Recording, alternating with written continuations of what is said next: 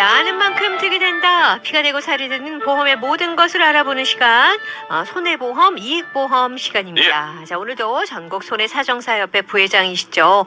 강선용 손해사정사 자리에 함께하고 계십니다. 안녕하십니까. 안녕하세요. 반갑습니다. 네. 정말 이제 보험의 중요성이 굉장히 많이 부각이 되는 시점이죠. 지금이. 그렇죠. 아유, 예, 네. 그렇죠. 내일부터 이제 제법 긴 그렇죠. 추석 연휴가 시작이 되고요. 그래서 아마 오늘 이 주제를 좀 준비를 하신 거예요. 네, 그렇습니다. 각종 예. 사고가 많이 발생할 수 있는 기간인 것 같아요. 네, 그러게 말입니다. 지난 명절 때도 제가 말씀을 드린 적이 있는데요. 명절 전에 꼭 한번 체크하셨으면 하는 부분이, 만약에 장거리 이동을 할 때 내가 이 운전을 다른 사람에게 맡기게 된다. 예.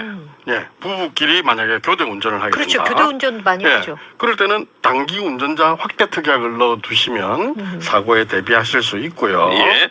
또 부부가 아니고 친척이나 지인과 이렇게 운전을 교대하신다면 예. 원데이 자동차 보험이라는 것을 추천을 드리고자 합니다. 네, 네. 이거는 그 보험료는 쌉니다. 예. 또 며칠 간격으로 할 수 있으니까요. 그리고 그날 즉시 효력이 발생하는 게 아니고 예. 다음날 0시부터 효력이 있으니까 오늘 지금 준비를 하시면 내일부터. 네, 내일 출발할 0시부터. 때 네. 예, 바로 적용이 될 것 같습니다. 지난번에 말씀해 주셔가지고 저희도 이용을 했었거든요. 그렇습니까? 예. 왜냐하면 연휴에 뭐 장거리 좀 운행하는 일이 많다 보면은 아무래도 교대운전 하시는 분들이 많으시잖아요. 피곤하니까 그렇습니다. 네. 미리미리 좀 알아보고 준비를 하시면 좋을 것 같습니다. 근데 조금 전에 그 부부 말씀을 하셨는데 네, 네, 네.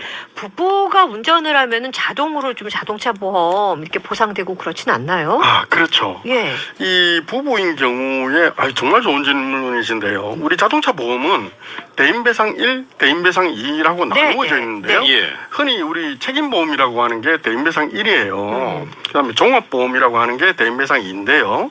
이 대인배상 2는 보장이 큰 만큼 면책할 수 있는 사유가 있어요. 그 중에 가족 면책이라는 게 있어요. 네. 그게 이제 내 부모, 배우자, 자녀에 대해서는 대인배상 2에서 보상이 안 돼요. 피보험자로 생각을 안 하는 거죠. 그러면은 이제 이 사고가 나게 되면 순전히 내 돈으로 물어야 되는 경우가 생기겠죠. 네. 예, 그래서 그게 왜 면책이 되죠? 그 저기 예, 가족 더 때문에. 보상이 돼야 되는 거 아닌가요? 모랄이 있을 수가 있죠. 아하. 도덕적 해이가 있을 수가 있다. 네, 그렇습니다. 그래요? 네, 네. 좋은 단어 사용하셨어요. 네, 네, 네. 그리고 이제 대인배상 2는 역시 모든 보험에 있다시피 네. 고의로 사고가 난다면 고의 면책이라고 하고요. 유상운송 면책. 그러니까 내가 승용차인데 뭐 돈을 받고 예. 운행을 했다든지 뭐 이런 산재 면책 예. 같은 그런 면책 조항들이 있죠. 네. 그럼 부부 한정 특약으로 만약에 보험을 가입했으면은 네. 관계 없는 거죠. 예, 그렇죠. 운전자 부부가 보험, 돼 있어요. 우리가 운행을 하는 자동차 보험을 가입할 때 예. 내 배우자와 나만 운전을 하겠다. 예. 그런 경우에는 운전을 하셔도 되죠. 네, 당연히 그런 네. 경우는 되고. 근데 이제 보험료라든지 네. 이런 이유로 이제 혼자를 등록을 해놨을 경우에는 예. 부부가 운전할 때는 교대 운전할 때 이런 단기 특약이 있으면 가입을 해주시는 게 준비하시는 게 좋을 것 같아요. 가족 면책은 제가 오늘 처음 들어보는 아유, 그렇습니까? 얘기인 것 같아요. 이거 아주 중요하군요. 네. 맞습니다. 특히 가족들끼리 많이 다니잖아요. 지금. 네, 그렇습니다. 예. 가족들은 그러면 이제 보상이 안 되니까 어디서 보상을 받냐면은 예. 자손, 자동차 상해 이런 네. 데서 이제 보상을 받게 되죠. 그 운전하다가. 말씀을 들어보면은 사실 그 자동차 보험 같은 경우에 일반 보험보다 좀 더 복잡하고 이런 그렇죠. 어려운 부분이 많은 것 같은데 네. 좀 설명을 좀 자세하게 부탁드리겠습니다. 그렇죠. 우리가 지금 장거리 운전할 때 교통사고도 그렇지만은 일반 생활을 할 때, 사회생활 할 때도 또는 개인 취미생활이나 일상생활 중에도 항상 사고의 위험이 있고, 그래서 우리가 생명보험이나 손해보험, 뭐 상해보험이나 자동차 보험도 많이 가입하잖아요. 네, 예. 그렇죠. 병원에 가보면 우리가 환자가 엄청나게 많습니다. 네, 항상 기다려야 되죠. 네, 네. 네. 그런 분들이 전부 다 보험의 대상이라고 보시면 되는 거죠. 하다못해 국민건강보험, 그 다음에 우리가 전체 가입하고 있는 실비보험의 혜택도 보고 있다고 이제 간주할 수 있겠죠? 네. 예를 들어서 휴일에 내가 등산을 갔다가 또는 집에 미뤄뒀던 집수리를 하다가 예. 내 실수로 내가 골절 사고를 부상을 당했다. 그러면 보험에서 어떤 보상을 받을 수 있을까요?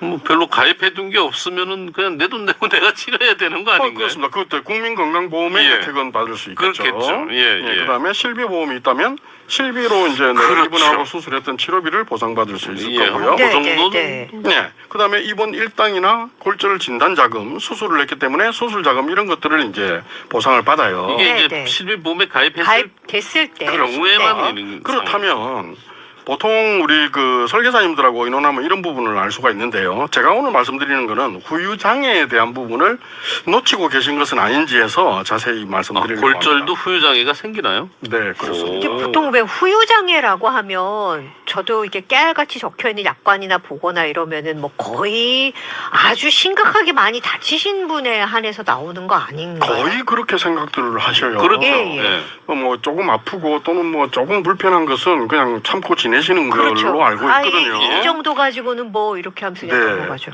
예를 들어서 100%를 내 사망보험금이라고 본다면요. 네. 보통 1억 정도를 많이 가입들을 하세요. 그렇죠. 근데 우리 후유장애는 3%부터 시작을 합니다. 3%부터요. 네, 그러니까 아주 경미한 후유장애라도 이게 장애가 될 수 있는지 없는지는 한번 검토를 해봐야 되고요. 예.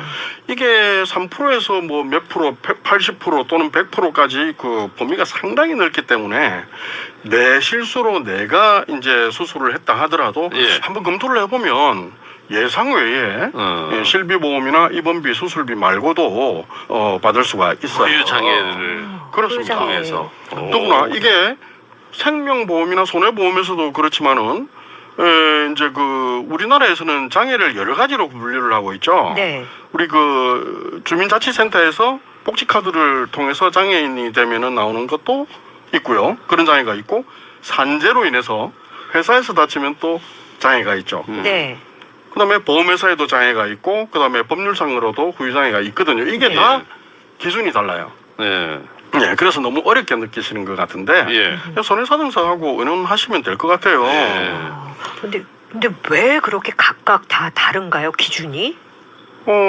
그게 전체를 통일할 수는 없죠. 아. 예, 지급되는 금액이나 네, 또는 네. 정책에 따라서 그 다 세분화되어 있고요. 그럼 만약에 내가 1억짜리 생명보험에 가입을 해 있는데 네. 후유장애일 경우에는 10%를 준다. 그러면은 네. 1,000만 원 받을 수 있는 건 1,000만 원을 청구할 수 있는 거죠. 청구할 수 있는 거. 근데 그런 보험이 손해보험에도 내가 있다. 예. 또는 보험이 보통 두세 개 가입을 하시거든요. 네, 예. 네. 거기에 후유장애 특약이라는 특약이 있어요. 있는 네. 것마다 다 보상이 됩니다. 중복으로 네, 이렇게 잘 못 받을 수 보셨잖아요, 다들 그죠? 네, 예. 네. 근데 못 봤죠. 그걸 자세히 보시면 다 중복 청구가 가능한 거예요. 중복으로 네, 그러면 예를 들어서 우리가 넘어질 때 손목을 잘 짚으세요. 자기 보호. 그렇죠. 기능 그렇죠. 때문에. 등산하면 달 짚죠. 그러면 이 손목 안에는 이 8개의 뼈가 있어요. 예. 그래서 이렇게 자유롭게 원형 운동이 되죠. 예. 그 뼈 중에 하나만 골절이 되더라도 수술을 해야 되고 수술하고 난 이후에 후유증이 남는다면 만약에 잘 안 돌아간다든지. 네.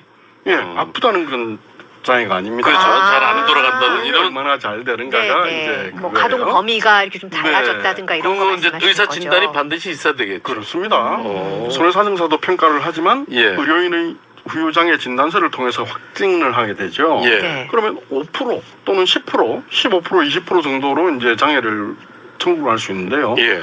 내가 1억짜리 보험을 3개를 가입을 해두고 손목에서 10% 장애가 났다면 3천만 원을 3천만 청구할 수 원이네요. 있는 걸 놓치고 있을 수도 있다는 모르고 넘어갈 수도 이야기예요. 있는 예. 예. 예, 꼭 같이 검토를 하셨으면 좋겠어요. 예, 네, 예. 알겠습니다. 20년 후에 그 교직원 단체 보험에 들어 있었고요. 네. 20년 후에 교통사고로 장애인이 되셨는데 어휴. 후유장애금을 다 받으셨다고. 네, 교통사고에서 그 자동차 보험으로 나오는 가해자의 보험으로 나오는 보상은 받으시고요. 예. 또 내 보험, 예. 생명보험, 손해보험에서는 따로 받으시는 거예요. 그렇죠. 아하. 예. 그죠? 후유장애에 대해서 다시 한번 좀 검토도 해볼 필요가 있는. 그러게 예. 말입니다. 물론 후유장애가 없이 안전하게 지나는 게 제일 좋겠죠. 근데 그렇습니다. 혹시라도 그런 상황이 되면 꼭 그럼요. 한번 보험 잘 한번 살펴보시기 바랍니다. 일생 동안에 네. 보면 그런 네. 사고가 나기가 어렵거든요. 예, 네, 예. 네. 한번 났을 때 이게 후유장애가 되는지를 검토해서 예. 내가 받을 수 있는 권리를 예. 충분히 예. 사용을 하셔야 될 것 같아요. 알겠습니다. 네, 알겠습니다. 예. 손해보험, 이익보험 오늘 후유장애에 대한 부분까지 함께했습니다. 지금까지 강선영 손해사정사와 얘기를 나눴습니다. 오늘 말씀 고맙습니다. 감사합니다. 네, 감사합니다. 네, 감사합니다. 네. 자,